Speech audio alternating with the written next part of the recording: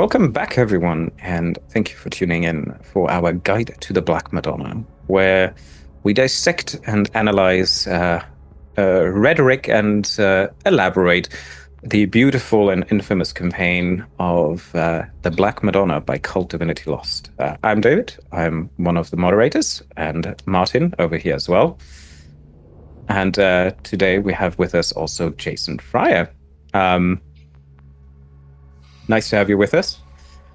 We both are running the campaign in parallel, and one relatively new, one relatively old. And before we go a bit further, I'm David. I'm from the Illusion Horror and Con server, and I'll dabble in various things. And I'm very honored and happy to have my co-host Martin with us. Hello, I'm Martin. I'm a Kult Divinity Lost and other horror GM enthusiast and Discord lurker, I guess. And I'm also super happy to be here with David and our guest. And yes, as our guest, the infamous Curmudgeon, what is it? Curmudgeon? Jason writer, Fryer. game designer, and writer, designer, and infamous Curmudgeon. I have been writing for Kult since the 1990s. I'm a game designer, written for the second edition, where I wrote several of the rules, also Preparatory, now writing for Kult Divinity Lost, as it has returned. And I am now one of the lead writers for Heart of Ravensdale, the Legend in the Mist RPG. Fantastic. Before we dive into our interview today, a bit different to our regular dissection, we will continue with Magda's apartment in Berlin soon enough, don't worry. With our Game Master's Guide here to the Black Madonna, we want to help you, GMs, run this game a bit more easily and also adapt it to what it is. Martin. Yeah, so our goal with this series is to support GMs who want to run the Black Madonna in Kult Divinity Lost, and we will talk about sort of how to adapt the campaign, what challenges to expect, how to bring its horror history and metaphysics to life at the table. And a content warning, as we might touch various subject of this rather dark campaign, themes of trauma, harm to children, war, abuse, death, religious imagery, gore, and body horror, as many other cult classic trigger warnings are hereby said. Listener discretion is advised and should be taken careful. If any of these themes are known to trigger you, feel free to skip and go to the next section. And we should also take the time to make it clear, this podcast is a fan project, so we are not officially affiliated with Helmgast or the original authors of Kult, but we're sort of sharing our own experiences and interpretations and advice for running the Black Madonna. Fantastic.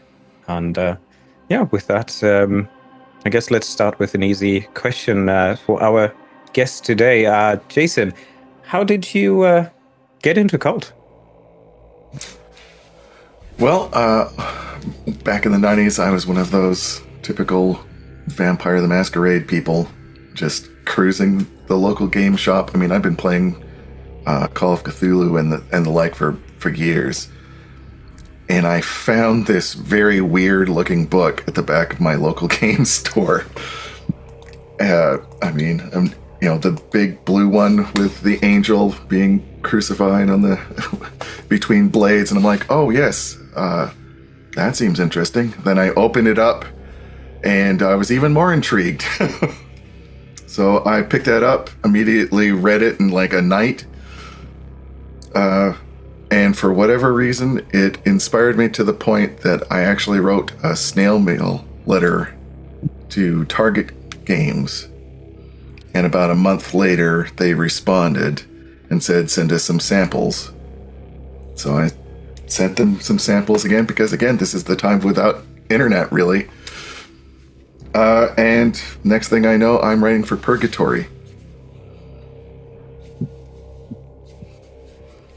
What Oh, was no. what was kind of funny is that was kind of funny is that they first said my first samples were you got to punch it up a little, and then I wrote Purgatory, and they basically said, okay, now you got to tone it down. So Fantastic. Yeah, and you've been the one of the game designers and editors for the Kult Divinity Lost edition that came out a couple of years ago. And why we obviously invited you is because you've touched base on one of the biggest campaign, the Black Madonna. How did you get invited to that? again, I saw that Kult was being brought back to life. Sent off a random email, and Peter wrote me back and kind of hired me to do a lot of the editing for the main rule book. And then they asked me to edit most of the Black Madonna. And I'd had a lot of experience with it back in the 90s, so it was kind of interesting trying to bring it back to life in the current day. And that was a real weird balance, trying to, explore the two the two perspectives on it, because it's a lot different. It was a lot different in the 90s than we have gaming now. So.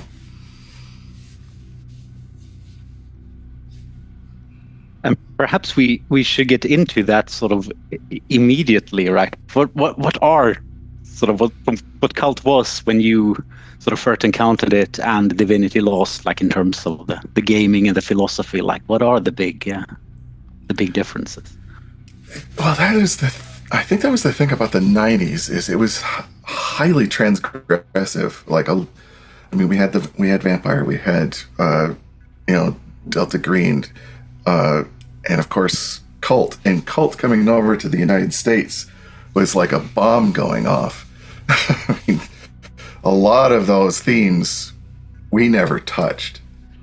So in this kind of transgressive splatterpunk era of gaming, where the purpose wasn't just to roleplay, but the shock, Kult just kind of took off like wildfire. And Black Madonna definitely pushed some boundaries, and it still pushes boundaries, but back then, I mean, that was like, wow, we don't want to touch that stuff. And now it's Kult Divinity Lost is more exploring the characters and more exploring their relation with what's going on, rather than just the shock horror, the splatterpunk. Now it's more psychological. So trying to balance that was a bit more difficult, because you have to stick towards the original text and maybe try to insert some of, smooth it over, smooth those jagged edges a bit.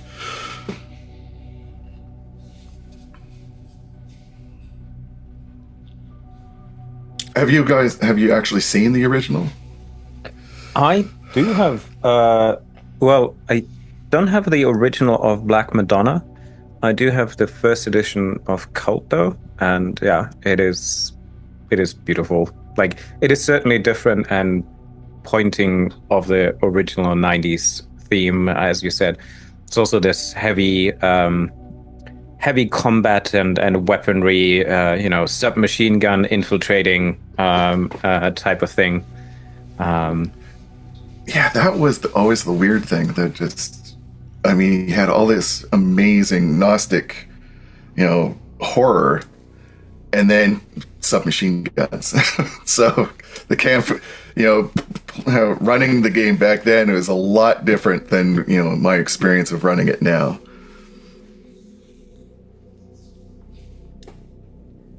Yeah, and I have actually read the Swedish version of the Black Madonna, but I guess we will get to that. But not back in the day in the 90s, unfortunately. Then I just heard the rumors about it. It's only later in preparation for running it in Kult Divinity Lost that I actually looked at the original Swedish text as well.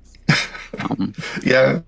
Cult was kind of like that back in the 90s. It was just like, hey, have you heard about this? Yeah. Somebody whispering from a dark corner. So would you say that this type of themes and topics kind of took you creatively also to stay with Cult back then? Like, was that something on your mind to write for, or did you come from a different kind of gaming background? I'll be honest, literally Cult was my first sale. My first, my first design experience. But again, it was so transgressive that we were almost kind of inspired to try to offend and test the limits. I mean now, oh God, some of the stuff that I write is so, porridge compared to what I used to write. I picked up a copy of Purgatory recently and looked back at this stuff, and I'm like, dear God, there is no way that would be published now. Not the, plus I murdered half my friends in that book, so that was one of the kicks that people enjoyed, is dying to Nephirites. Okay. I mean, now and for the editing, that was one of the kind of the problems that I had, is it's more mature now. In many ways, it was that you're in your 20s, the rock and roll, let's be as offensive as humanly possible. But now it's a little more mature. We're dealing with the same subject, but trying to present it in a more digestible manner. Mm-hmm. If you can digest that, I guess. The diamond in the rough was kind of honed in and put together. Maybe. Okay. Were there any other influences when you kind of started with Cult that kind of brought you in from a creative perspective? What you enjoyed, maybe also like what inspired you for writing such fantastic backgrounds? There's three writers technically. Clive Barker, obviously. I mean, picking up Cult was like picking up, Clive Barker, the role-playing game. And then mixed that with John Skipp and Craig Spector, who are more major inspirations for me. They were splatter punks back in the day. Still writing now, but there's stuff like The Cleanup and The Bridge, were major inspirations. Because those were the subjects that you just weren't supposed to talk about, and they just splashed the pages with it. And Cult was kind of like a vehicle to bring that splatterpunk out, that nastiness out, and give it some shape.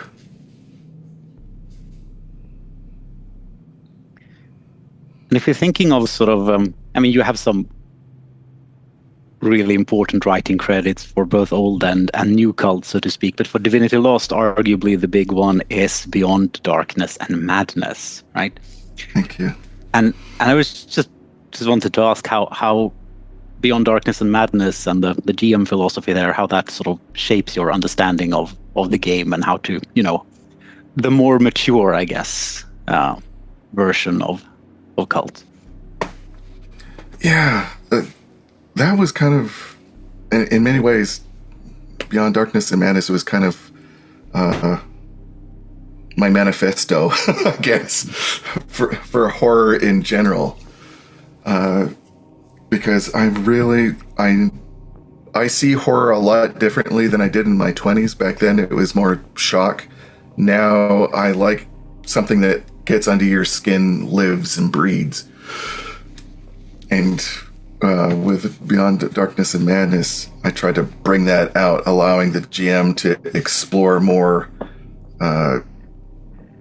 personal themes.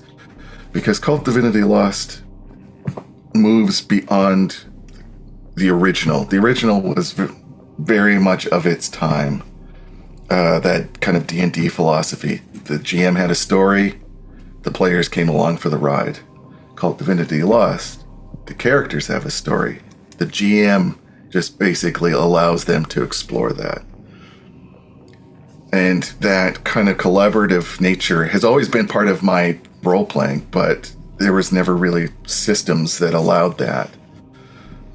And you can, even now, I keep on meeting GMs and DMs and narrators, whatever you want to call them, that think, this is my story, the players are just there as prop pieces. No.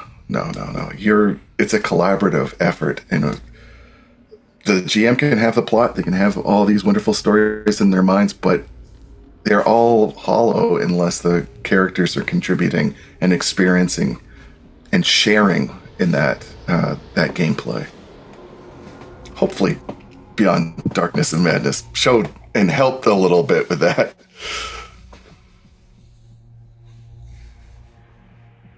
Yeah, I think most certainly. And I guess it's a very interesting juxtaposition here to think sort of the Beyond Darkness and Madness and like the Black Madonna. You know, can we sort of combine a bit of the modern philosophy with sort of elements of the grand narrative that is in the old campaign? Although I edited it, I wish we edited. Because when I edited the Black Madonna, we were just basically trying to resurrect it rather than reimagine it. And I think it could have a good reimagining. Because right now it still has those junky bits from its existence in the 90s and that kind of storytelling. But I think it's rife and just full of potential for more exploration. And I'm pretty sure that you two have seen that in your GMing styles, to be able to take what's there and introduce your own thoughts and storylines and narratives. Yeah, certainly. And I think you mentioned this with Divinity Lost, that kind of this major philosophical, mechanical shift for Kult happened. What is, in your perspective, the most or the essential core theme that kind of defines the Divinity Lost series compared to the old one? Because you described it old, clanky, and combat heavy.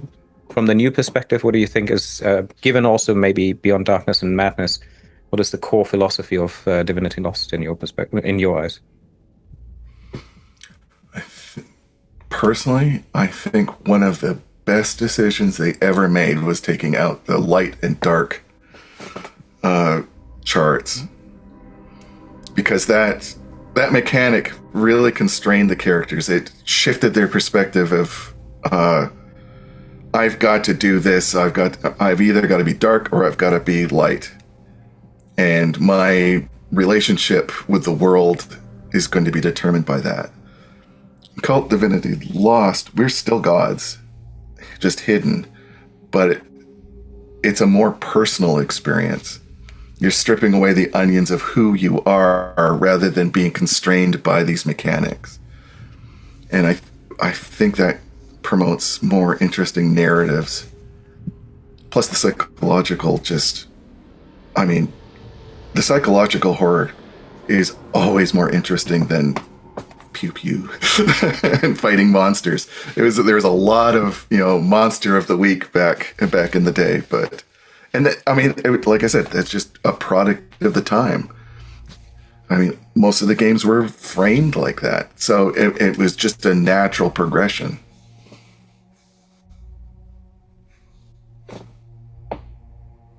Yeah, and actually, that struck me today. I was reading a particular passage in the book, and I realized it sort of lists things that can happen in response to. We have spoilers here, so I can say what event it is. Also, it's after the end of chapter 1, when the Slavic association sort of strikes back against the characters for hopefully I guess, murdering some important members in this ritual thing. And then it sort of lists out what they can do, which is some scary stuff, magic. They, steal your hairs from your hairbrush or your razor to be able to send dream creatures at you or whatever. And it lists a number of dream creatures, and I had to go search for them and realize that they are like not in the book, and they're not in the Kult Divinity Lost core book either. And I'm like, oh. Yeah. Yes. Of course, I think some of them are going to be in the Illusion and the Borderlands coming out soon. So, that we're all looking forward to that supplement for lots of reasons. But yeah, there are lots of monsters in Kult. Oh yeah, there's definitely, and I like the way that they're more presented now, because now they're more metaphor than just a creature. Back then it was more, okay, we have a creature for this, we have a creature for that. Now it's, this reflects this aspect of the illusion, this reflects this aspect of reality. And then your characters can interact with that a lot differently than just shooting the hell out of it. I mean, chances are it's going to eat your damn face anyway, but still. Yes, I mean, some of them are just delightfully evocative, like the Nachtkäfer. I mean, I love those. I think they haven't made an appearance in my campaign yet, but David, I know you've used them to great effect. I know others have had them as well. Yeah, I'd like to know where they picked that one up, because I keep on seeing that theme, for example, in Silent Hill. Like, that particular creature keeps on popping up. Even in the movie, I think there was one spot where literally, it was only about this big, but literally it's just like this insectoid with a human face in its torso. And I'm like, I just love it. I love that imagery. Bugs are scary. There's something. Yeah, there's something in our collective unconscious there, where, I guess. Yeah.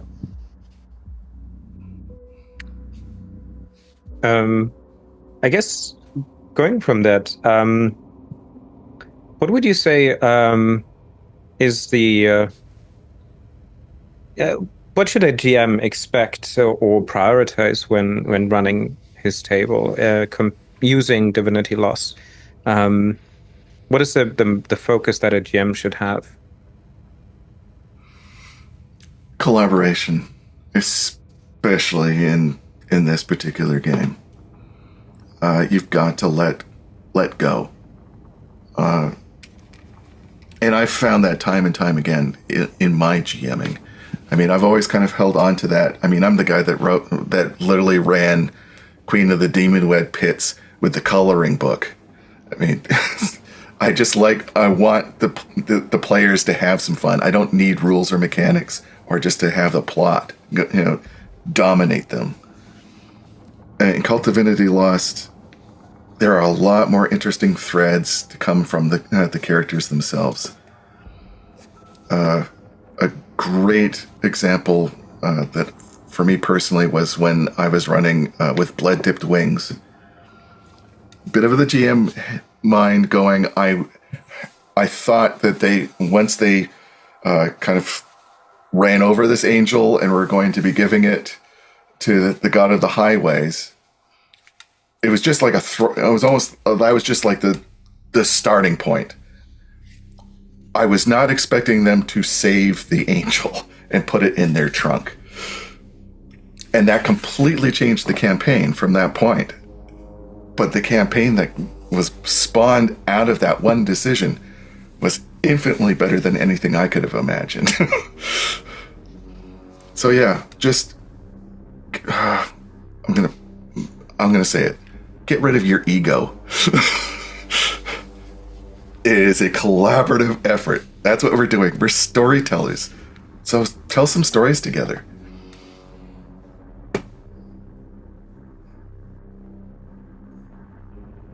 That's a slogan that should be, quoted on the thumbnail, kind of thing. So, beautiful, beautiful.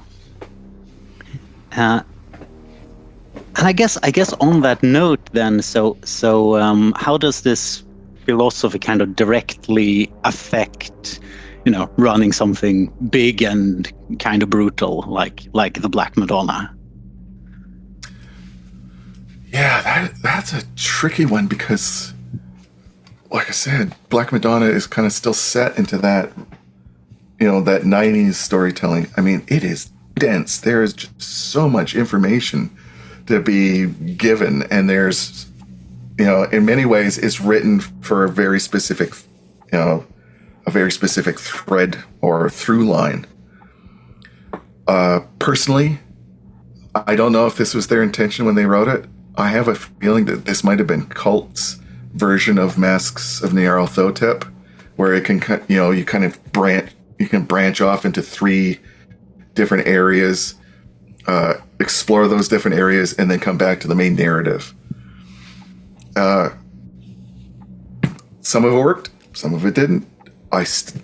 But I think now, if the GM just takes that information, kind of processes it, and begins relating it to their characters and building off of the characters and then kind of molding that dense material towards them, I think you'll have a much more interesting experience.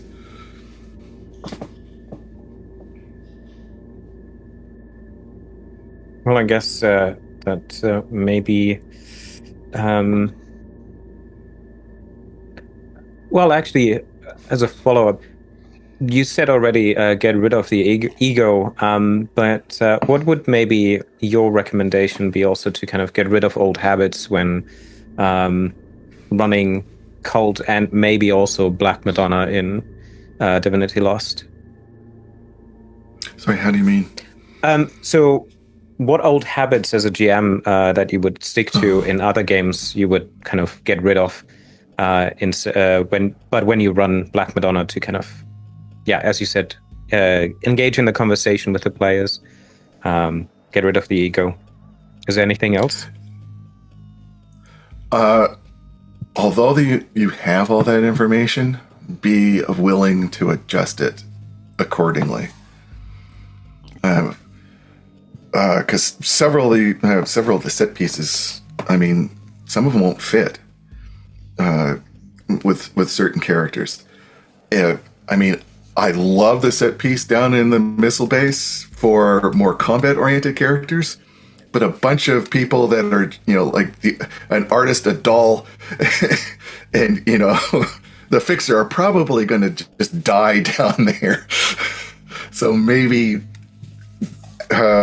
be prepared ahead of time for when that scene takes place, because they might not even have fun down there. So you might even want to adjust it or change the setting. I mean, just be willing to go with the flow as a GM. Be willing to improvise. I mean, there's some great stuff, but like I said, some of the pieces might not fit your characters.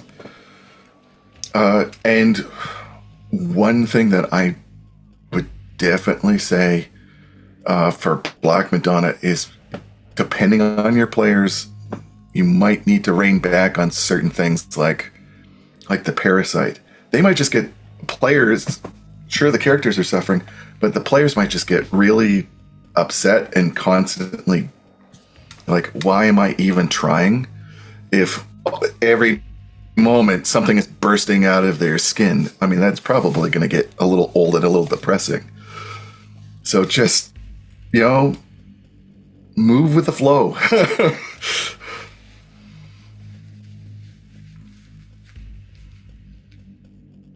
Yeah, there is such a thing as too many golden worms, I guess.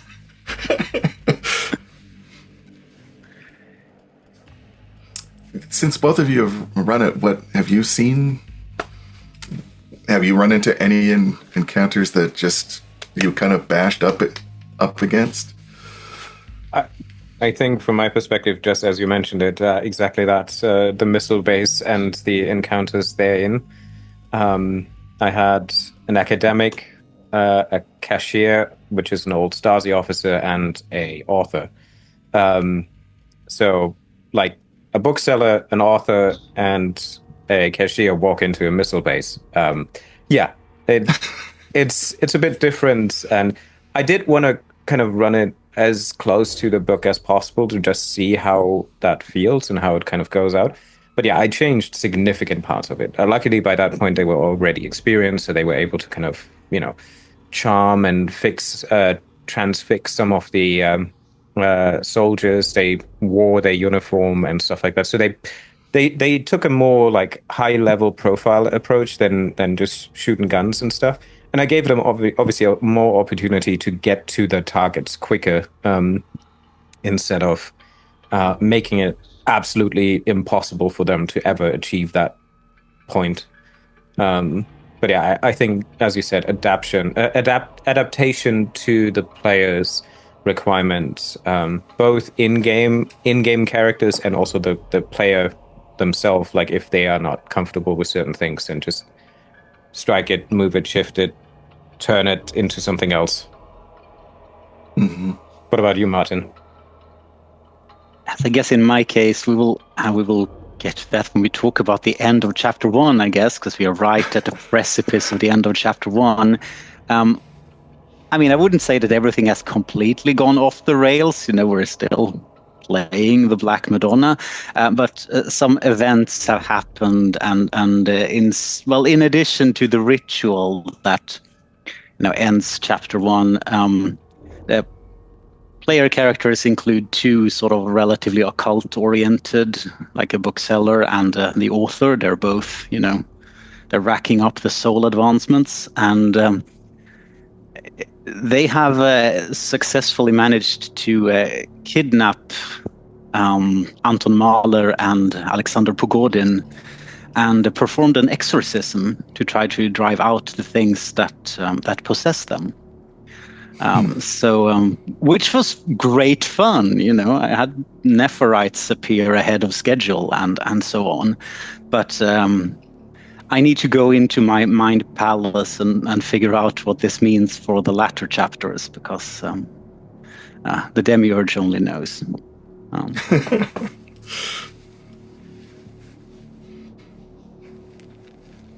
I guess, so we'll see. That I think that brings us maybe to the most pressing question for our guide to the Black Madonna. Jason, what is your relationship, if I may call that, to the Black Madonna? Meaning, how do you feel to it? How did you come to it? How do you stand to it today? Oh wow, I have a kind of a complex relationship. Relation status difficult. Yeah. I mean, I totally respect what they were doing with it. Like I said, I think it was cults, Masks of Nyarlathotep, or at least an attempt thereof. Don't quote me. I could possibly be completely mistaken, but I really respect all the material and the just exploring a place that was never really, introduced to North American, audiences. We were so... Can we swear on this? We were so fucking obsessed with the United States. Everything was like New York or LA or Chicago. I'm like, God, just move the hell on. So this chance to play in Europe, I'm like, yes, okay, let's go for it. And European history. I had probably learned more about European history from the Black Madonna than I did in school. So yes, I absolutely love the meticulous information that they threw into it. On the other side, some of the way that the writing was, just kind of very narrow, very specific through lines, and back then it was even some of the through lines didn't even make sense. I mean, if you missed a certain line of text, you missed an entire plot thread. So you had to be very attentive to reading it. So that kind of bothered me. But yeah, I've never been able to run it because I don't have anybody in my social circle that would be able to handle the material. But back then I think I read it, every month, just constantly leafing through it and exploring it, and then editing it. Oh my God, that might have ruined a bit of my relationship with it, because from what this is what I gather, it went. It was the original Swedish text was lost in the back and forth between Target Games and then when is it Crucible 7? The French. It was translated something like that. Yeah. It was translated into French. The original got lost, so they had to translate it from French into Swedish, then from Swedish back into English.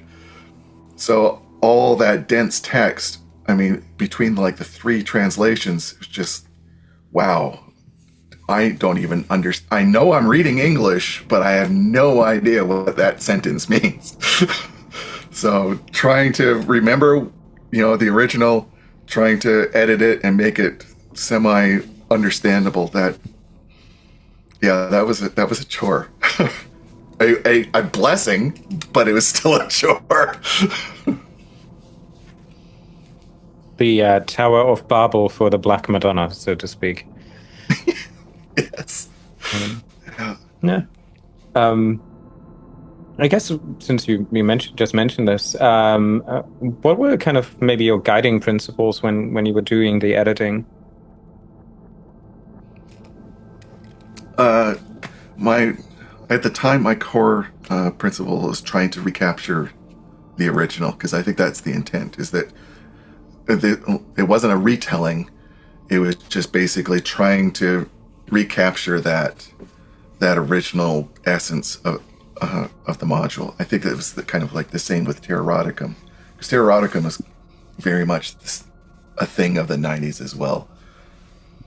So it was putting a little polish and shine on something from a forgotten age and trying to bring it back into modern times. I think if we had spent more time modernizing it, it might be a little stronger. But I think right now it's still an excellent supplement.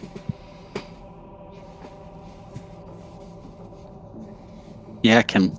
Obviously, as huge fan of it, we cannot argue with that. And I guess in terms of because some things were changed and updated a little bit, right? So how did you sort of decide on what parts that sort of must remain untouched and what parts that needed to be refined? Well, it was kind of interesting because we were in an amorphous time. Because some of the rules hadn't been created, so trying to, like you said, several of the monsters were missing. So I wasn't sure if they were going to be, brought into another supplement or whatever. So I kind of didn't touch them. But I was trying to translate, for example, the art of dreaming. That hadn't been mentioned yet, and that was an integral thing. Because in the current rule books, magic is still kind of, the next step. That's for more of the more awakened people. So allowing players to have, the art of dreaming, I mean, that is integral to to the Black Madonna. So trying to balance that between what they were doing with Kult Divinity Lost and what was very interesting. Hopefully we pulled it off. I mean, at least the art of dreaming is a really awesome, evocative move. Well, and personally, it is a very intimate thing for me and my relationship with Kult as a whole. I think David might know, but I literally wrote the Limbo supplement that has never been published. So the art of dreaming has always been kind of a very, it's close to my heart. Yeah, I guess also the aspect of guiding the players a bit of magic and incorporating kind of this new element of instead of shotguns and submachine guns, using the art of dreaming as a different tool to kind of bring into a combat, if you want to say so, or in the ultimate battle between good and evil, or who knows what is even good and what is evil, between two deities. Let's put it this way. And it's a huge power. I mean, Limbo in itself. I mean, the things that you can pull off, and that gives the players a lot of freedom, which is dangerous in many ways, because that's like a godlike power. And even trying to introduce it into the game, where you're normally just you walk down the wrong alleyway and you're probably dead, and now here's some godhood. It is interesting. I feel like Pet and Alo, if you're listening, we're still waiting on the magic supplement that we are hopefully getting anytime soon. Yes, we are, Pet. Let's go. So no pressure, but get on with it. I find the only thing with the Art of Dreaming chapter is it's almost like it's so unique and so special that it stands out, because when you kind of come to that chapter, it's kind of like the only thing, almost the entire thing that you kind of focus on. And then afterwards, it goes back into the trot of infiltration, submachine guns, and so forth. So like I feel like the last details of like, because that was one of my questions of my players in my campaign, was an enlightened dream magician, because she was like, this was so fun. I want to explore more about the dreaming. And so she continued to kind of work on this, did occult research whenever she had the time or even just a spare minute. But then it's like, okay, so now you need to infiltrate a missile base. Okay. But I didn't want to let her be like, because her initial instinct was, okay, so I'll stay in a hideout and I just go to bed and I'm just going to sleep and I'm going to infiltrate the missile base by dreaming. And I was like, that is kind of not really what I want them to do. So I then was like, okay, well, then there must be some application. And I gave her the chance to find a magical ritual that she can perform in order to bleed basically the worlds together and create rifts in time and space to open up doors to Limbo. And so now she could kind of misstep into one of those rifts, be in the dream world, and pull her stuff in or out and shove it basically into reality. And by this kind of contribute to the actions while not being a separate character somewhere in a different scene that I sometimes maybe forget or something, because the others need to infiltrate a missile base. But yeah, I think that was the only thing that was missing in the description, because then it feels isolated at that point, and then there's no continuity afterwards. Yeah, that was kind of one of the difficult aspects of it. Is, the original. By then, some of your characters could be casting magic that could kill somebody from a distance, or, between the three arts, there were some really nasty rituals that you could be doing. So with no magic in Kult Divinity Lost, or very little, there was that juxtaposition is a little more glaring. Of the arts, the art of dreaming is probably the least innocuous, or the most innocuous, because you've got to be sleeping to be able to actually cast it. And Limbo and Inferno don't always mix. So you can the GM has a little more flexibility, and the players still can contribute. It sounds like she's almost like a net runner in Cyberpunk, just casting dream spells from the distance. The ritual comes with a great cost, and I'm not sure if she does it again.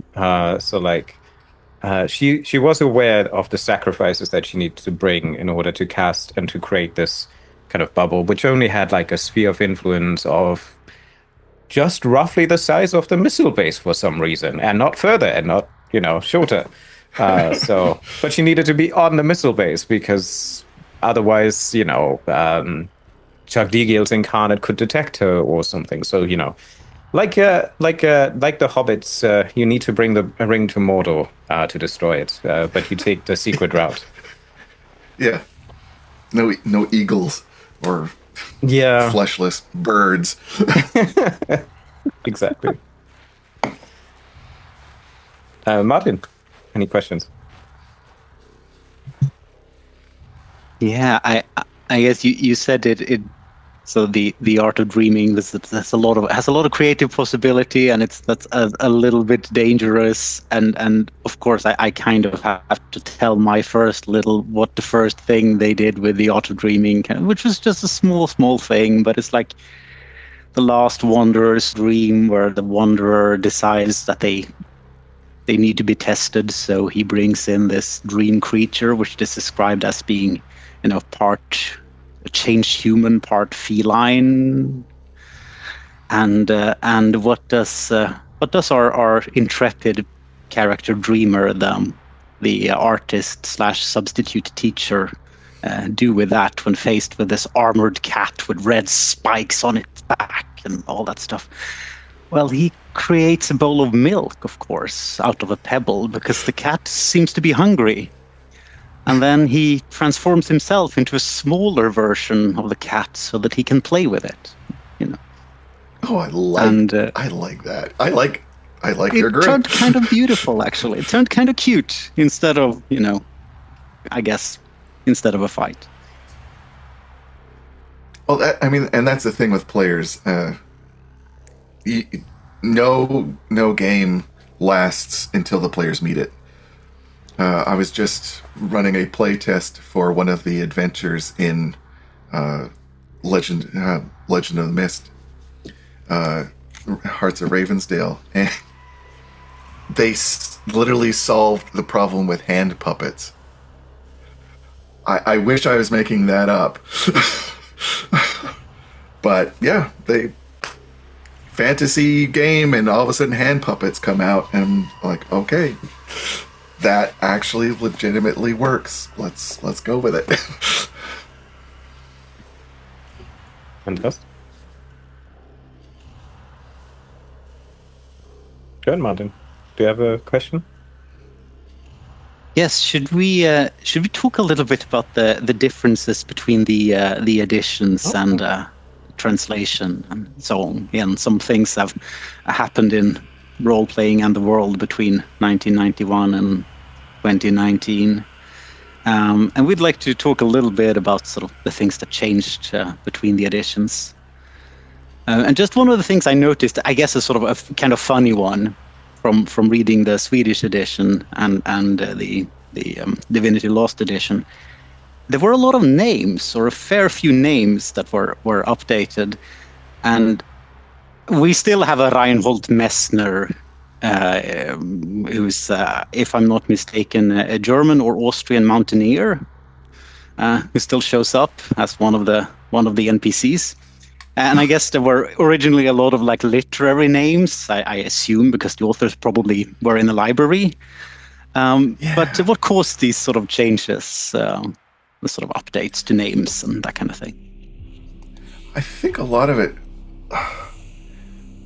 there's like a couple of stages, because there was the Swedish version, then it came to North America, and some of that, it had to be Americanized to be more palpable and understandable to the American audiences, because Andre is like a foreign name, so I mean, half the time people couldn't pronounce most of these names. So I think the translation changed a lot of the stuff, and then because it languished in purgatory for a little while, went over to French and went back to Swedish, went back to English. A lot of the names got and a lot of the places kind of got mixed up. So I think maybe some of the narrative through threads got hit that way because of the different translations and just the different perspectives of who's, you had the author, you have one translator, you have several editors in between. So I guess it's just like the natural progression. Yeah, the text evolves, I guess. I just need to mention my sort of favorite in the Swedish original Pogodin, both Alexander and the original incarnate. The last name is Purgatov, which I felt was very on the nose, and I almost kind of wished that was still his name. Yeah, I think that was the kind of the. I mean, for me as a writer back in the 90s, and I think for several others, we didn't really have an internet, so we didn't have a lot of research. So a lot of the Western names and stuff like that, famous people, we kind of it was like a salad bar. Oh, I'm going to take that. I'm going to take that. That's kind of cool. and insert it into the game, and not really thinking, oh well, a certain audience is definitely going to go, well, I know where that's from. But here we are thinking, oh yeah, we're cool, we're hip. I mean, none of us, I think, are above putting our friends in as NPCs and having them, oh yes, be horrible somehow. So exactly. I guess another change that we might have touched a bit earlier is also the way because Divinity Lost comes with the focus on the conversation, the discussion with players. The character creation chapter is a bit more in-depth detail and focuses a bit more on really kind of making the connection, if so even briefly, with Magda Olova, but also incorporates a bit more guidelines to that. What were your kind of other goals, or maybe primary goals with that? Yeah, I think that we did that because, like we've said, Black Madonna has a very specific through thread. So when you have so much freedom to create all these different characters, they might not fit in. So I think it was just trying to bring characters and create characters that would have at least one narrative thread to the main storyline. And I think that's the problem with a lot of campaigns, is that nowadays people can make characters that there was no reason they become involved in the game. So I think that they kind of, even back then, we wanted to do that just tie people to the main character and then have different reasons why, that they might be interested in following this through thread. I mean, like we said, I look, and it was kind of, I think that was also a carryover too. So I think it was incorporating both.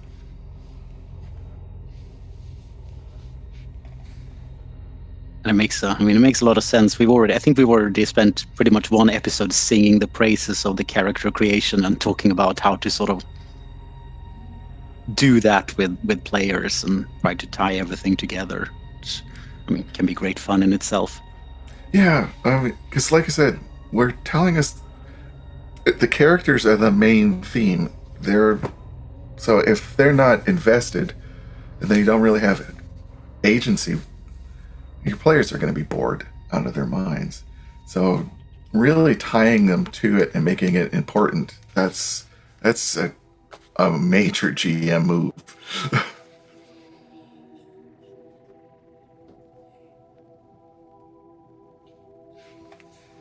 And another thing with it takes up quite a lot of space in the book, and must have been a lot of work, is like the NPC collection, or like important people and some other beings, compared to the stat blocks that used to be in the old edition. How was that process of sort of updating all the non-player characters? Oh god, that was liberating. Because the original stat blocks were just... Whew. Now, I mean, they're still pretty big, but I think it makes the NPCs a lot more, individualized and a lot more expressive. They're not just a bunch of stats. Each stat actually makes more sense, and it kind of flushes the NPC out. That was one of the... And to give you an idea, back then, some of the characters had... or some of the NPCs had the dark arts. The dark arts didn't even exist in the rulebook. It didn't even exist until I had to write them into second ed. So, again, kind of flying by the seat of our pants back then. And it was your typical 90s bit and your typical kind of D&D. You have to have a stat for everything. You have to have a skill for everything. So I like the Kult Divinity Lost's more narrative approach.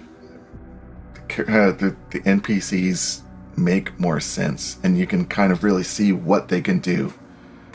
I mean, why waste time figuring out if they have a skill in, pottery? I mean, why? Pottery 45. Oh, like that roll's ever going to come up. Well, it might be important to craft some beautiful vase or something at some point. Or an urn. Who knows? The urn for one of the player characters. But yeah. I do like it too. It's just... The one thing that because you mentioned it, is I think a bit... getting lost, and that is the association to the dark arts or even like certain attributes, because if you miss certain elements of that, or you don't read kind of the full stat block of the NPCs in the background, and you come to a section, which I did, and only when the characters kind of engaged in almost a combat, I was like, maybe I should look up how he actually fights. I realized that, for example, somebody was a death magician. And that would have, and since I didn't find it in the narrative initially, I was like, oh, that would have changed the whole dialogue so far very significantly. So I kind of quickly shifted on the portrayal, like he kind of bent down to pick something up, and then he revealed that he had like massive tattoos underneath his sleeve that are clearly occult in symbol and indicate to the occultist that they are of a death magician's design or something. But yeah, that is the only thing that I feel like is a bit... It's so much information that you might oversee it too, and there's no summary in that aspect that you can kind of quickly go through. Who is a normal human being, and who are like other creatures and so forth. Yeah, and even in the original, there was a lot of that. Like I said, the text was so dense that if you missed one certain line, you would not realize that this character, is infinitely more powerful and more dangerous than you would think. That they could, cast a spell and rip your players' hearts out. They're probably going to act a little differently. So, yeah. Yeah. Trying to balance the layout and, trying to do the translation of mechanics. Yeah. It was all a learning process.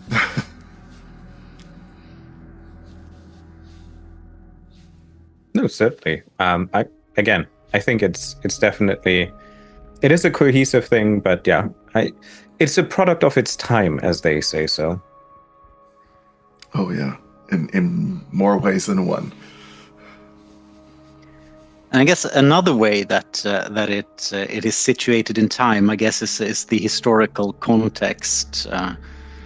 Now, 1991 was a long time ago. It wasn't so long ago when the book came out, and it was actually, everything was happening live, so to speak. But yeah, the Black Madonna is quite rooted in sort of real world European history, and there were some additions to the text, but I guess not a huge rewrite, but putting in some historical information that one could not know in 1990 because it hadn't happened yet. But how did you sort of approach that part, the historical parts, and I guess the accuracy or the narrative utility of? Well, that was one of the things during editing, because I could see the little aspects that had been missed. So I hope that I and others inserted, more accurate information. Because, like I said, back then the only way that a writer could do anything is go to the library. You couldn't just pull it up on Wikipedia. It is just so more liberating now. And not just that, we were dealing at a time where some of that information people didn't want to talk about. And it was such a tempestuous time. It's weird talking to younger players now, because they just can't imagine the surreal nature of the fall of the Berlin Wall. They don't even know what the hell that thing is now. But to us, that was like a massive event. And just, if it had happened in a couple of days, and we're like, our entire world has changed.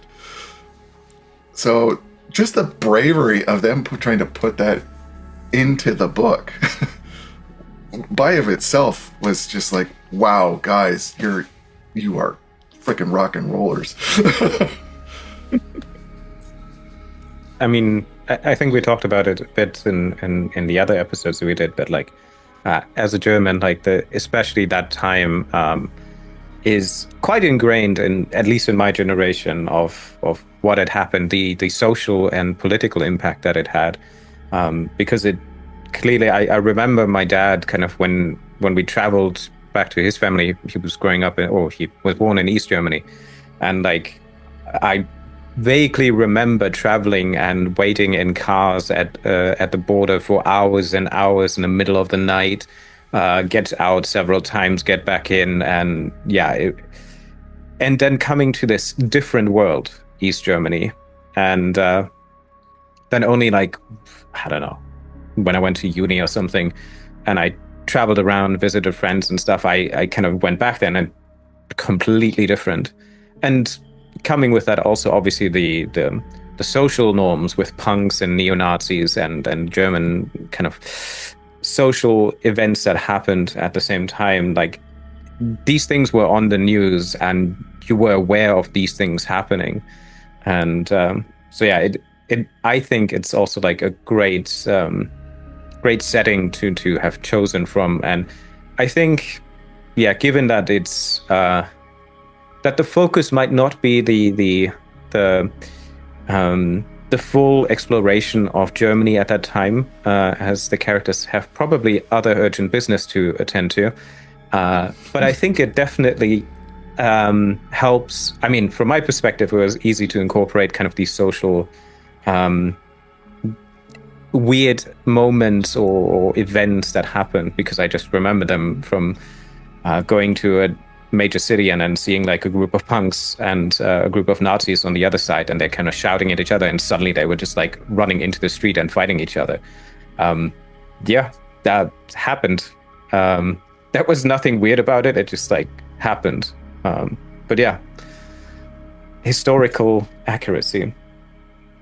And you really need, and that's the thing, you need to give the GM those tools, because some GMs are probably of the age that they have no relationship to that particular history. As it is history now. I mean, God, I feel old. I mean, to me, in the being in my teens and early 20s when all of this was going down, I mean, it was hitting me every day, and I was, shocker, I was a punk. So social justice and, in the United States and in Europe were, paramount to me. So I was aware, but like I said, I have talked to some of my younger players, and they're like, why was there a West and East Germany? I'm like, did you not study that in history class? So yeah, give it. You have to give the GMs a little more context of why these characters are this way, why these events are these ways, why these events could even happen. I mean, right now you would think, for example, the orphanages. They are just pristine places these days. I mean, they're still horrible, but in comparison to back then, dear God. So they had, when you say you're going into an orphanage and there are literally kids that are like babies that have been pushed to the back of a room and have never seen a nurse for an entire day. That shit went down back in the day. Now, your players will be horrified. So yeah, it's you gotta be a little more. I mean, even the accuracy can undermine the horror because it doesn't seem like reality to the players of today. Yep, that is definitely true.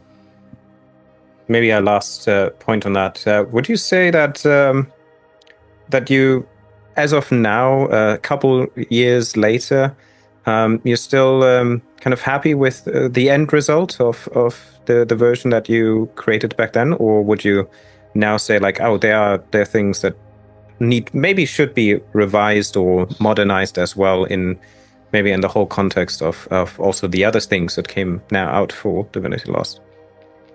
Oh yeah, sure. You had to ask that question. I worry about everything as a writer. I mean, I look back at Beyond Darkness and Madness and go, oh God, this thing is garbage. So it's just my nature.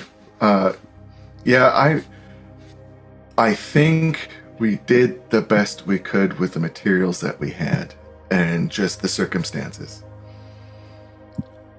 I think we could back and rewrite and smooth over several of the jagged edges a little more, give it a nice little brush of blood, and but yeah, I like it. I am proud of it. Just like I'm proud of Beyond Darkness and Madness, and I'm proud of Kult Divinity Lost, and I am not terribly proud of Purgatory anymore, but whatever. So it's just the life of being a writer and game designer. And to continue, I guess, on the parts that you like about it, and there's a lot to like. We all have our favorites. So we would like to ask you, sort of, what are your favorite parts or elements of the Black Madonna that still stand out? What's your favorite chapter or set piece or maybe NPC that you really like? As dark and horrible as it is, I think going back into the dreams, like the time, exploring the different times, I would have loved to just flesh that out, to be honest. I mean, that is some really meaty exploration. So I love that you're allowed to do that through dreaming. I think back in the original, there was also a bit of time and space arts, but again, no magic. So, but yeah, I love that Black Madonna is a thing of its time. It shows really important moments in history. and then plays off of that. There was, even back then, there wasn't a lot of that. It was gaming was very modern. We didn't there was Call of Cthulhu, sure, it was back in the 1920s, but it was the 1920s of the, the flappers and dancing and all, the speakeasies. It wasn't real history. This was meaty history. And it was fearless. I mean, this is some transgressive stuff. So yeah, it will always have a warm place in my heart, kind of like a clot, but if you would have to name an NPC maybe as well, which one would you pick? Oh God, it's been a while. I can't remember her name, but I think it was the Lictor that was kind of that brings the characters in. Yeah, not Soya Natasha. was her last name. Soya. Yeah, Soyoka or something. Yeah, a Russian name. Yeah, she scared the living bejesus out of me. Selivanova. Yeah, Soya Selivanova. I thought that she was an interesting character, plus a great narrative tool, because you're working for the devil. It's the only way to put it. And she is a perfect devil to work for. So That's yeah. I mean, and as short-lived as she is, I really felt bad for Magda. I wanted to have more of her, but because she's so integral to the story. But wow, man, she dies hard. That she does. Yeah. Maybe is there also something that you felt maybe most group might overlook and they should kind of focus a bit more time on? Oh, well, that's a tough one.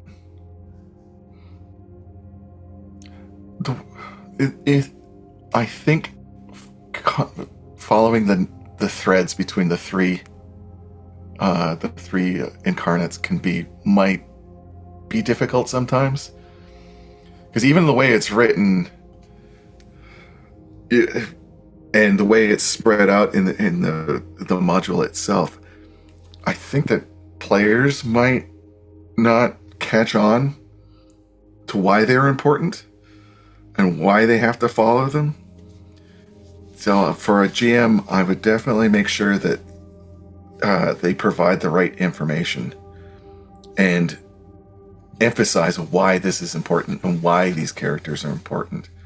Because just heading off to fight some Nazis, well, yeah, sure, everybody wants to do that, but there's actually a reason why you're doing that. So capturing the motivations for all the NPCs and capturing the motivations for what's going on in the meta narrative, that the GM really needs to know that.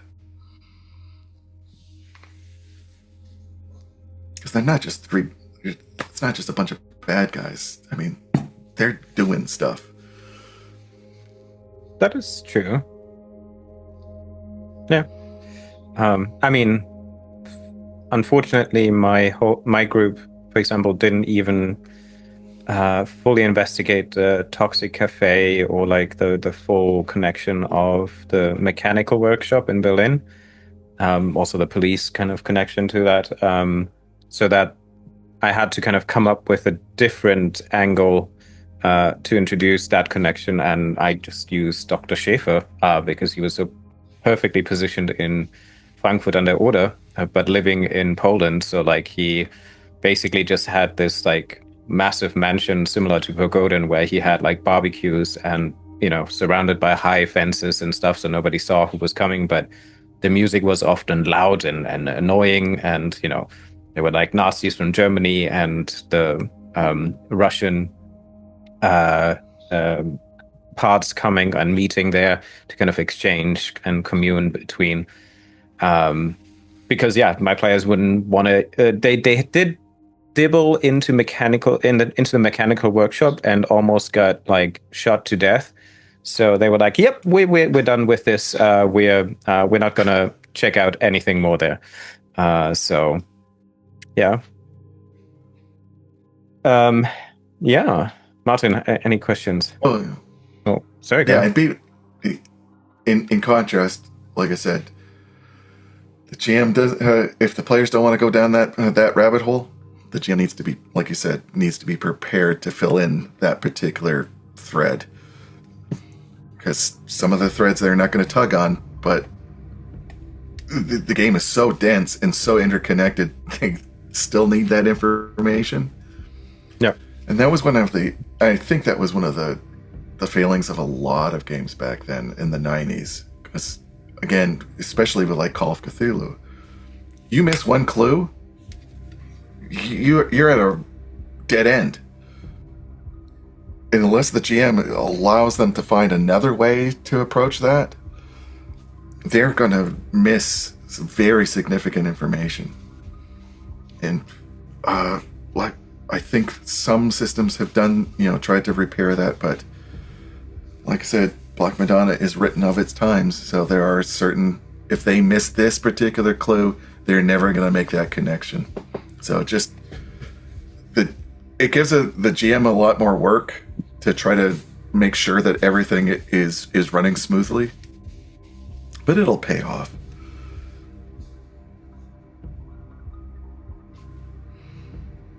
I agree.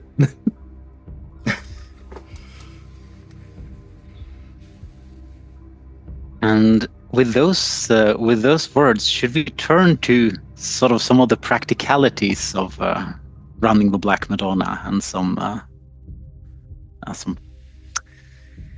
practical advice, I guess? I think so. I'll try.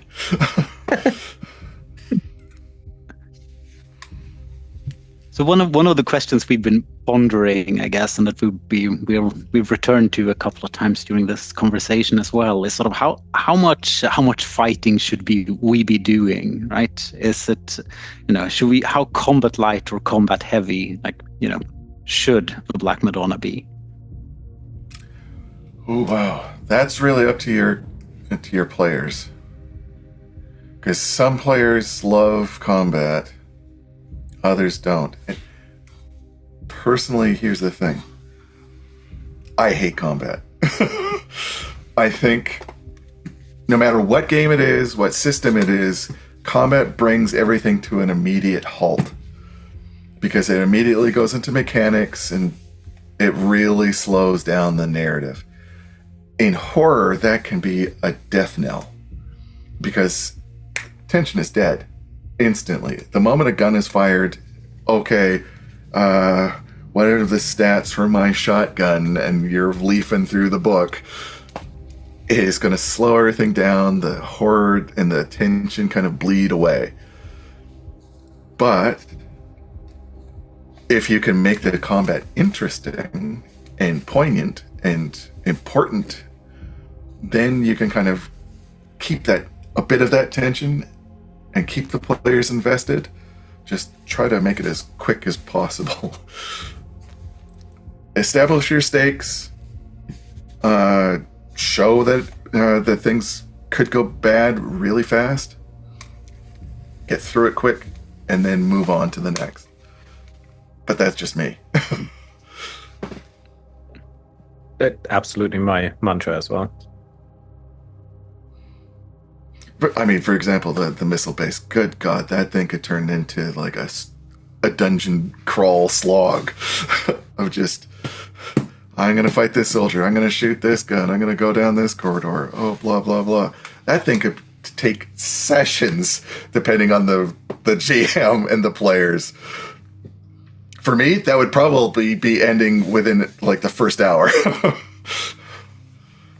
Even now, I run I run a Fabula Ultima game, and anytime combat shows up, I'm like, okay, it's a JRPG. Yes, we have to have combat. It has to be interesting, but I hate it. Yeah, I think I heavily understated the army base, but like it still took a long time because actually my players were. It wasn't really the fighting and the kind of dungeon crawl that took so long. It was actually the time in between events of exploring situations, seeing rooms, and kind of as Inferno is already creeping in, they see other parts of it. The discussions the players had in that kind of walkway, sometimes I think one episode was literally they moved 50 meters or something. They went from the bathroom to the staircase up into the lab, and that was it. That was the one episode, like 4 hours of gameplay. But that was fantastic. Here's the question: was it interesting? It was absolutely. There you go. Yeah.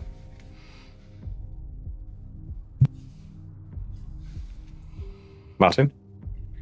Yeah, and I guess that is the question, because I guess we should have a imaginary third host here who really loves gritty tactical combat and can tell us why that is actually valid. Because of course I also fall in the oh no, I'm so happy that Kult Divinity Lost does not force you to roll initiative or anything like that, that camp. But I guess something I do think, violence does play, I guess, a pretty big role in this campaign, and it can be sort of emotionally effective, I guess, and not mechanically. Like, how do we do that in a really good way? Yeah, because there are a lot of set pieces to this one, and a lot of them can be very violent. I think it's like David said, it's those moments between the combat that are where you want to focus. Because again, it's the character's exploration and, the interaction with what's going on. Del Toro, Guillermo del Toro, he makes his violence. I've always loved how he makes his violence. His violence has meaning. It has poignancy. It is brutal and shocking, and it's important. So if a GM needs like some inspiration, I would suggest watching several Del Toro movies, because the violence in that is just perfect, and it's still integral to the story. And I think that's why I love Kult Divinity Lost, and that kind of narrative approach to the mechanics of combat. Because again, it's all storytelling.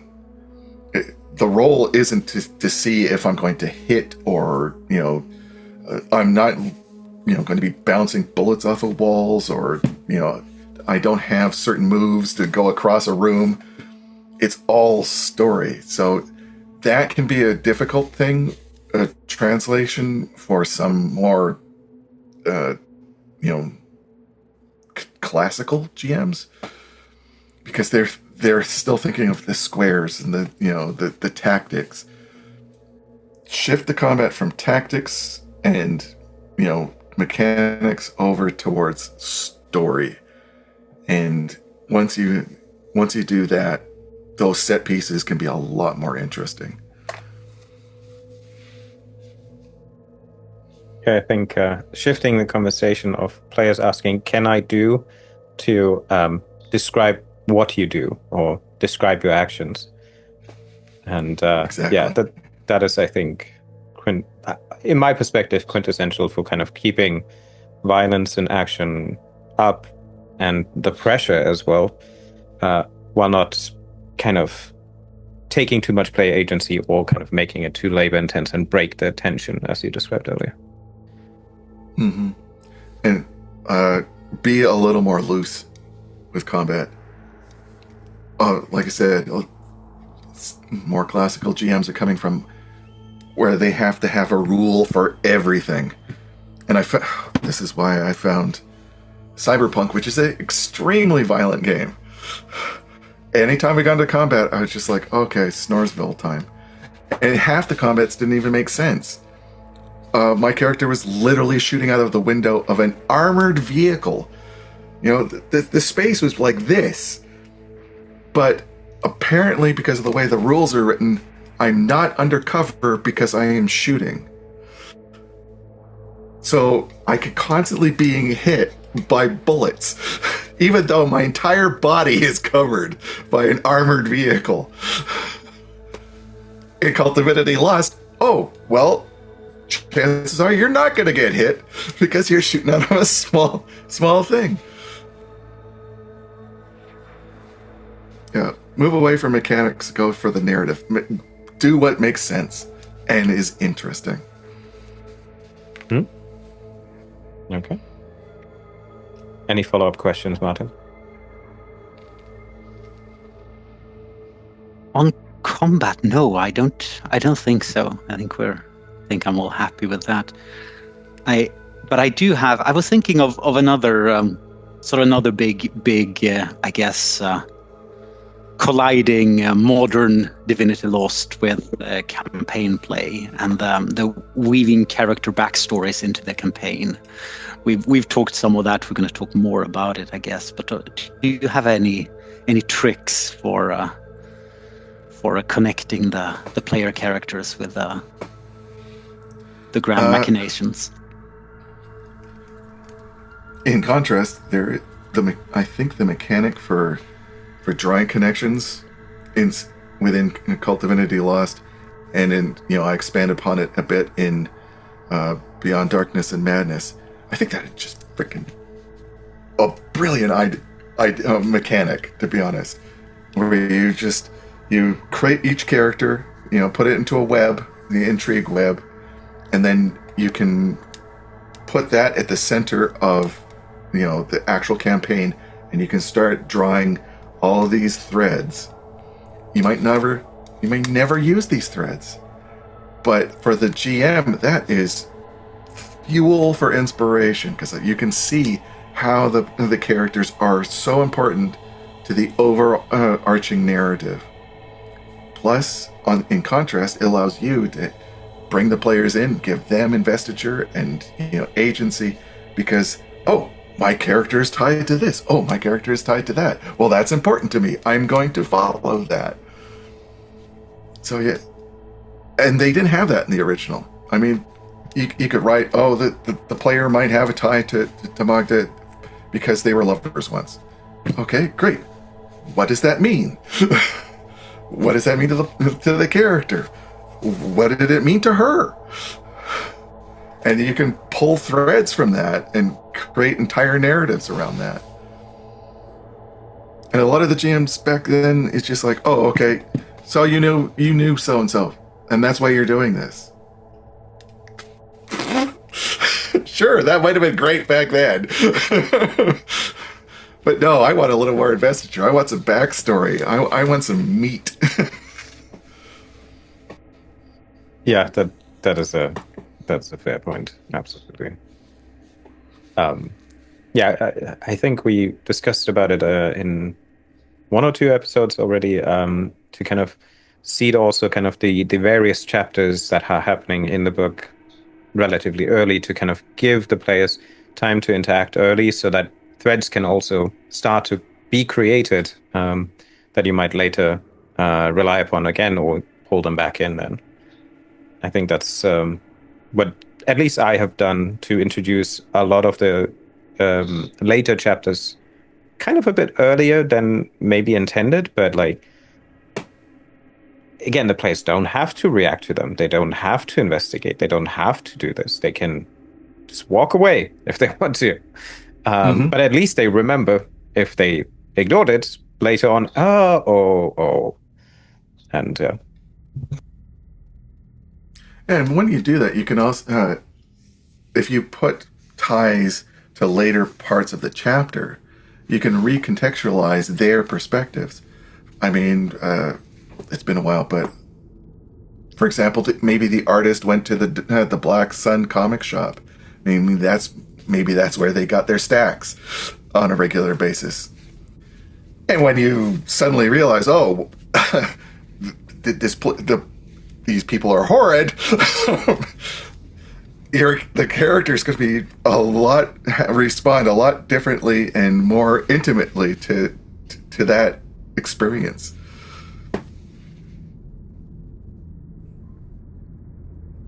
Yeah, or in David's campaign's case, I guess you might know Nigel Harcombe from before.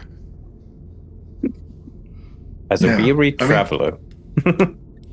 Just an ordinary. Is he Englishman, right? Who just happens to stop by. Yeah, exactly. It was after the occupation, so or still during the occupation, technically. So wasn't that weird to see Jerry's walking around and yeah. Yeah, I mean, and that's the basis of GMing in of itself, just trying to create all these different threads. The more invested the players and the characters are, the more interesting the story is going to be. You're not. I've said this a few times. Just remember, as a GM, you're not telling your story. If you want to tell your story, go write a fucking novel. I'm sorry. It's your story, all of your story. So everybody's input is important.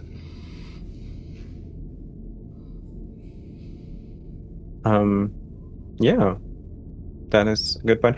Maybe as a follow-up on this, are there any suggestions that you could maybe also draw, in a sense, your own thread to Beyond Darkness and Madness chapters that one might read or have on the side, or to go through before reading the campaign or while reading the campaign to kind of learn a bit more about how to incorporate certain elements for GMing?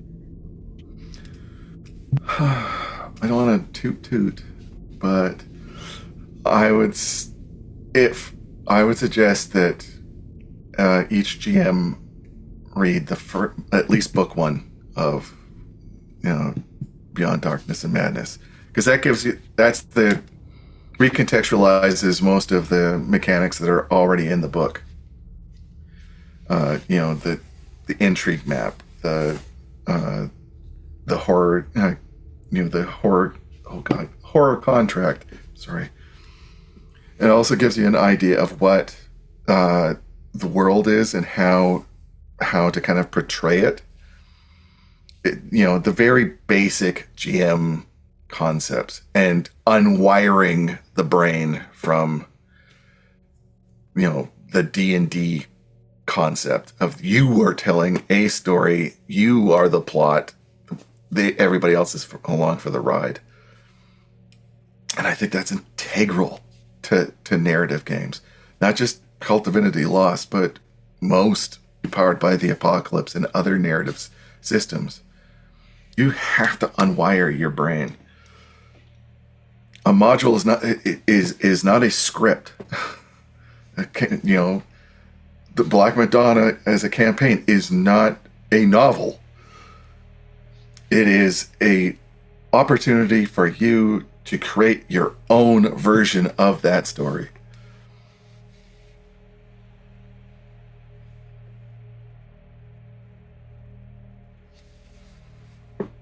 Maybe that is a beautiful place to end sort of practical advice, because I don't think it gets much better than that. Awesome. Thank you. I agree, yeah. Thank you very much. Thank you, guys. So, should we say a few things about some of the other related works and the sort of, cool. Essentially, this is a section of sort of like cool stuff that Jason has written for Kult that we would like to talk a little bit about. If we may. Oh yeah, absolutely. And I don't know. I think I can maybe hint at the new stuff that's coming up. I don't know. but Yeah. fire away. I think one of the things that was mentioned quite early on is the Purgatory supplement. I mean, I guess the question is, would you say that it's still relevant in the modern way as maybe inspirational? I mean, you clearly have been shocked by it, so it might be a good reference of what to utilize and what to take. The big book of bloody cardboard, as I call it. I have a special relationship with that, because if you could actually read it, there is some really solid stuff in there. Unfortunately, because it was of its time, we were trying to be that transgressive. I don't know what it was. I think with Black Dog Games and Target Games, they were trying to. The graphics department were just going nuts and trying to outdo one another. So you literally can't read the text. If you could read the text, I went to try to make sure that the Nephirites that were being presented weren't just like these standard demons. They actually reflected metaphors within ourselves, different sins that these creatures could play upon. Plus, they were also getting bored with the Death Angels. They thought that the Death Angels had lost their way, so that they were subtly torturing and rewriting minds and souls, so that they would create their own hells outside of Inferno.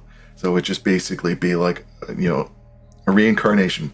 I come back and have something else written into my soul, so I will act in a certain way, and that particular sin will be propagated into reality. Fortunately, some people caught that. I don't know how, because like I said, you can't read the damn text.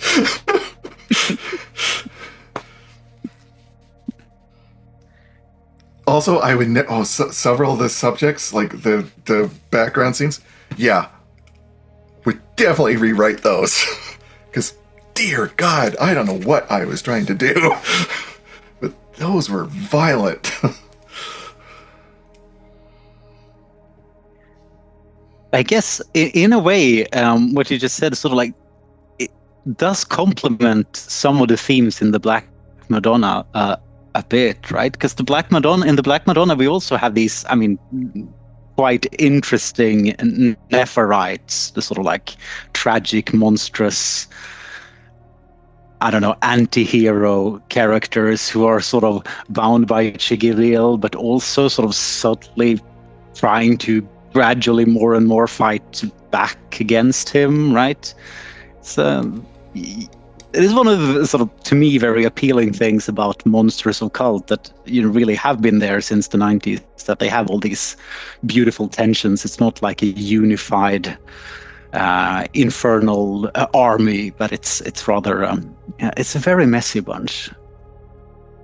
Yeah, I've always seen the creatures of Kult Divinity Lost not as monsters, but as antagonists. And I say that an antagonist has its own motivations, its own thoughts. And that's where you get some interesting exploration, because in their head, they're the hero. So when the players meet up with them, they think that they are right. The player characters are just insane. And that creates a really interesting tension, because when you think you're right, and there is nothing more dangerous than a true believer. And that's when, with Nephirites, who are like the true believers of hell, you could get some really crunchy stuff in there.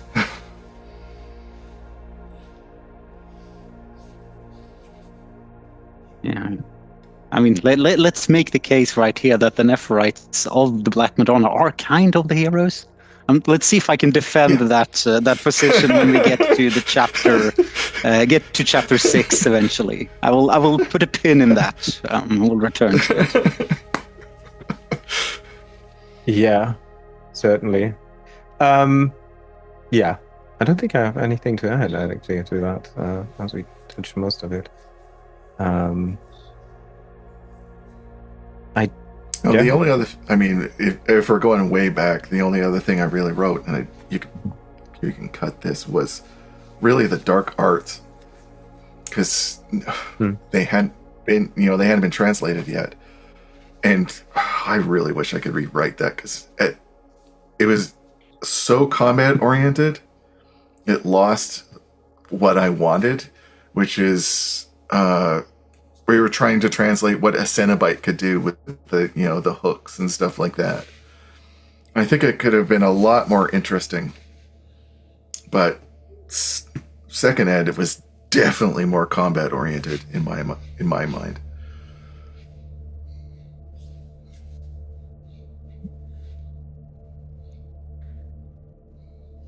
And then you've written some great scenarios for Divinity Lost. And, well, can I begin with the one that I guess was not written for Divinity Lost, but was for second edition, but was just released as Cult Mass, right? The Frozen Moments. A piece that's very, very, awesome. Is it out? Yes. Oh, I'm gonna strangle that man. See, I'm always the last to know. Frozen Moments. That was definitely that was my introductory module. It had a completely different life back in second edition, because they wanted a very slow intro into the world. So my original was completely different, but I think the modern version is a lot more crunchy in my mind. A lot more interesting. Plus, it was kind of like a love letter to my life as a journalist, because I wanted to be a journalist, but back then journalism was starting to change from actually being, about the news and into sensationalism. And even then, with the tabloids, were more interesting than, like the actual news. So I wanted to try to capture a bit of that in Frozen Moments. Plus, judges and, the police back then, you didn't really want to trust them. They seemed to be a lot more interested in their version of justice than, what the actual letter of the law is. Yeah. So yeah, the transcript, the modernization. I don't know.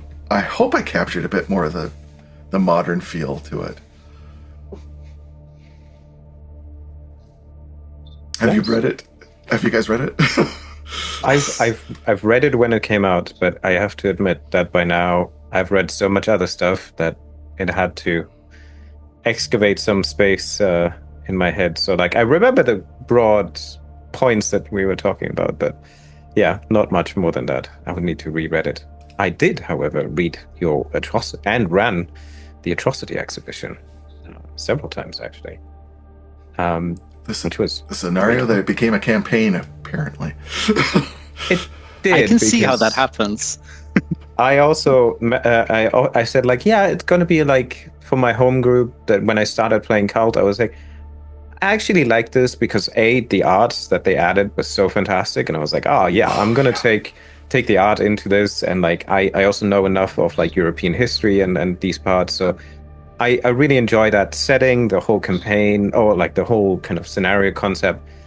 And so I was like, it's probably 1 or 2 sessions, I guess. I don't know how fast Cult really is. And so we took this as our first, or my first running Cult campaign. I keep saying campaign. I don't know, Jason. It is a campaign. It's at least a mini campaign because we ended up, I think, with 9 sessions or something. And surprisingly, it wasn't really about like me not understanding the rule of cult or like missing anything. It was actually the role playing and the interaction the players had with the scenes, the different worlds they kind of mixed together. And I know Seth Skakowski has made like in-depth video about it as well, which is also fantastic. And I wish I had have seen that before, because I either misread or reinterpreted the whole adventure differently. Maybe also because I don't like the fighting scene where how Seth describes it, kind of jump into one, come back out, fight, go back into the other, come back out, fight. And I just had all of the kind of past memories connected. So there was like a spiral of events that led them kind of down to the rabbit hole when they ultimately kind of did everything in the dream limbo state and then kind of left and came into reality and then fought kind of the big bad evil in the state that they are. That's what I intended, yeah. Oh, cool. Well, wonderful. Then I did it even the way that you intended to. Because, yeah, I really enjoyed this. And I think with the art as well that comes along, that was like such a beautiful kind of way of showing new people to cult without kind of going the super dark and evil way if you don't want to, but like you could easily just like open a door and you have the gory absolute murder massacre in Spain, or you decide not to and you are in a beautiful Toscana villa or something. And I was like, really, really cool. So yeah, that one was percolating in my head for a good 15 years, even before I knew Cult was coming. Because when I moved to Texas, God, that's another story.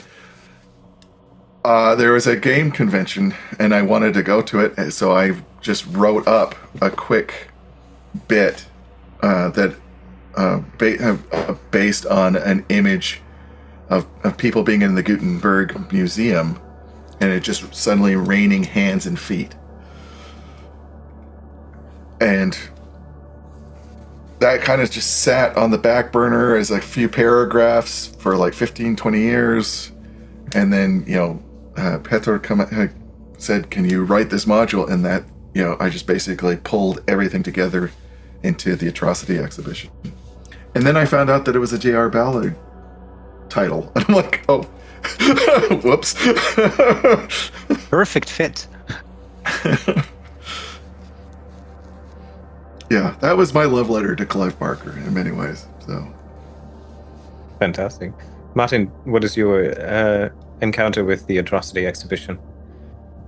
So I have not I have neither played nor I haven't nor run it, but I think it might have been the second Cult text that I read, because I started out at the Kult Divinity Lost resources page after I had navigated to the Helmgast website looking for another game, and then realized, oh, they're doing Cult. Oh my god, that notorious game that I never got to play as a youngster.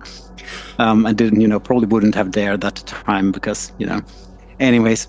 And I think I read Oakwood Heights first, and then Atrocity Exhibition was also one of the quick play scenarios there, sort of in that were because it's everything from Taroticum and other tales except Taroticum, I guess, that's listed.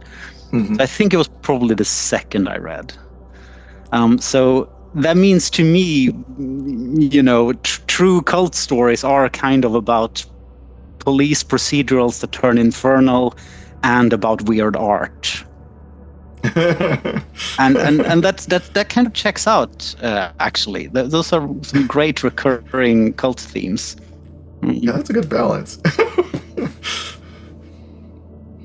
Yeah, rule number one in any cult game: if a piece of art shows up, run. So. It's true of Magda's apartment as well, I think. Yeah, indeed. Philip Kramer had several of his paintings displayed throughout my campaign in locations that they didn't even know. Yeah.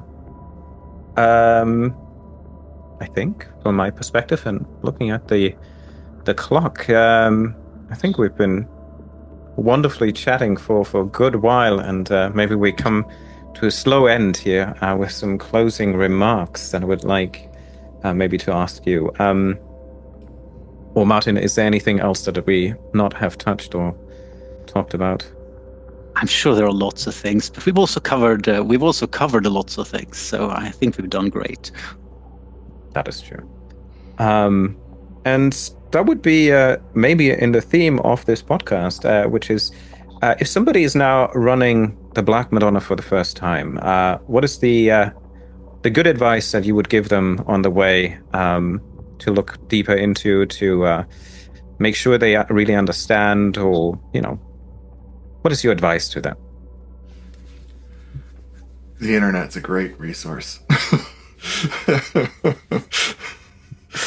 Exactly. Because the history of the Black Madonna is vital to running it successfully, I think. If you don't understand the core concepts, the narrative is just not going to make a lot of sense.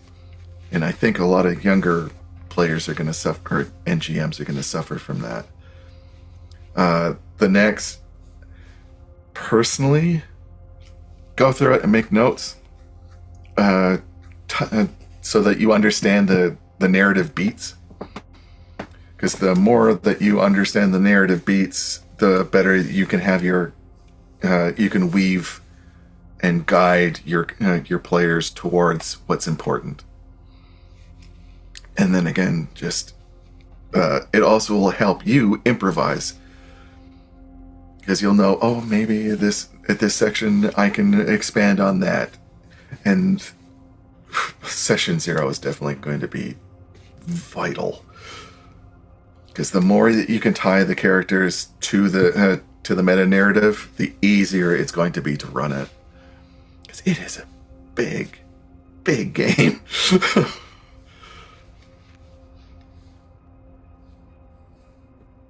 Martin, anything from you? Yes, and to the end. So we think about the Black Madonna. What is it about it, sort of, that it's still that it does really well? Like, what's the big selling point to you think, to embark on this huge journey? I think it really reflects the times well. I mean, history is important to us. It defines us. So to have the opportunity to explore that from a different perspective, and to see different events without your typical, there's a big bad in the background manipulating everything. The Black Madonna did not do that. It just basically said, oh, there's a big bad. It's the people that it touches that are doing all the evil. And I thought that was a really interesting thing, because it shifted away from it being a maniacal Dr. Evil to, I'm going to just throw in some, emotions into you and just play on your greed and your human nature and just twist it and let you create hell on Earth. Yeah. So yeah, I don't know. The Black Madonna just will always, like I said, it's going to be like that clot just in my artery somewhere. I hope that makes sense. I think it does. Yeah, and I think with that, we come to the end of this wonderful segue of an interview with Jason Fryer, the editor for the Black Madonna for Kult Divinity Lost. Jason, where can people find you if they want to get in touch, or maybe have questions or concerns about your editing process in the past? I am on Blue Sky at Otter Poet. That's about the only place that I am on the social network. So yeah, just drop me a line. I would love to hear from you, and I'm always eager to talk about game design. I am currently one of the lead designers for Heart of Ravensdale, the campaign for her first campaign book for Legend in the Mist, which I am monumentally proud of. I think we're going to be changing fantasy role-playing for a while. Exciting. We'll put some links of that in the descriptions as well. And there is a bit of cult in there. Just don't tell my boss. We won't if you don't. So yeah, because there's a lot of, I love that there's a lot of Gnostic stuff in the meta narrative. So yeah, and the monsters are all metaphors. Fantastic. Well, I guess with that, Martin, I think we say good evening, good night, and good morning whenever you watch this. Thank you very much for watching. Thank you, Jason Fryer, for joining us in our podcast to the guide to the Black Madonna. Hopefully we brought you guys a bit more incentives and ideas, backgrounds to how it is written as it is. And we hope if there's any more questions, feel free to reach us on the Illusion HorrorCon Discord server. We created kind of a forum for the podcast as well, where you can drop us a line of questions or just comment below, and we'll try to address them in our next episode, which will most likely deal with the continuation of Magda's discovery in her Berlin apartment. So I would say good night. Thank you, Martin and Jason, for joining us. Thank you, Jason. Thank you. Goodbye, everyone. Pleasure.